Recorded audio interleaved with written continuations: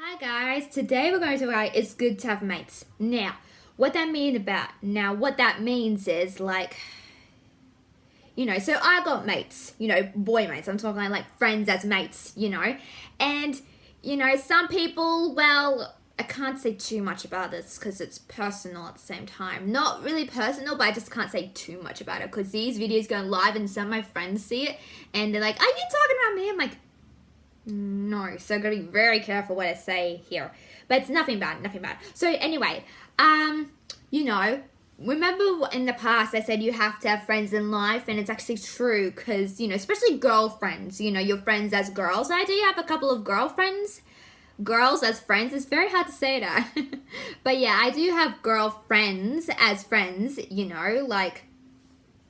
I've got that. But it's also good to have boys as mates as well. Because boys as mates it's like, they're not like girls. Well, it's hard to say. Okay, so I'm going to say something really stupid and silly here, but hopefully it might help. Okay, imagine yourself, if you're with a boy and he's your friend.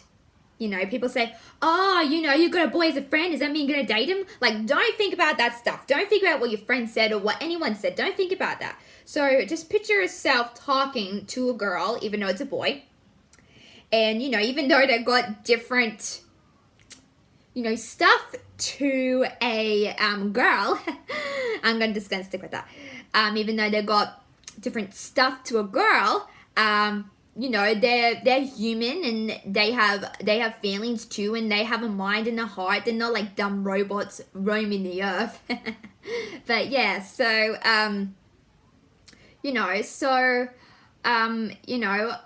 it's good to have boys as mates, and I'll tell you why. Because you kind of I guess the first time is hard because you kind of go.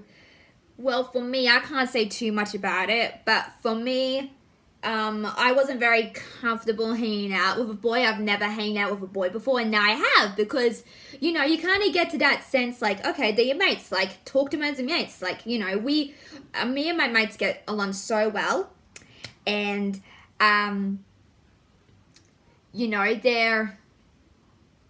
fun to be around, and like I said, I had them over one time and it was really, really great and I really enjoyed it. And you kind of feel like one of the boys, and in that sense. But the first time when you hang around with a boy, it can be uncomfortable and you don't know how to do it. But if you break the ice, it's always breaking the ice with friendships. If you want to get to know someone, you got to break the ice. If you want to get to know someone even more than as a friend, you got to break the ice. And if you want to be friends with a mate, you gotta break the ice. And we've kind of done that already. But if you kind of if you want this boy to be a friend, you have to break the ice. There are 100 times where I had to break the ice and he had to break the ice, and sometimes the first introduction is kind of hard because, they don't trust you. They don't even know you yet. They don't know who you are. They're afraid they're going to hurt them. So you kind of go through all of those. But at the end, when you break the ice, it's really great. Like, you really have this really good connection between your mates and your friends, whatever you want to say it. And it's like your girlfriends, you got to break the ice when it comes to girls as well. You kind of break the ice with girls, and then you just become friends. It's very natural, and friendships do happen often. And if you want my advice on it, it's good to have girlfriends, but also having mates as friends as well, because at first I was a bit uncomfortable, but now I'm really used to it. Like, I'm just chilling with my mates, man. That's my posse now. So you kind of get that rhythm, and I guess you got to think yourself, oh yeah, this is my posse. I don't know if you think what I think, but I kind of say that's my, I call them my mates and friends, and I said, oh, we're just mates and friends, because that's what we are. There's nothing going on between us or anything. We're just really good mates. And if you're having that trouble, you have to break the ice. That would be my advice. If you want a boy to be your friend and be mates, you know, when I think, you know, it's hard for everyone with the first introduction of friends. I think it's really hard.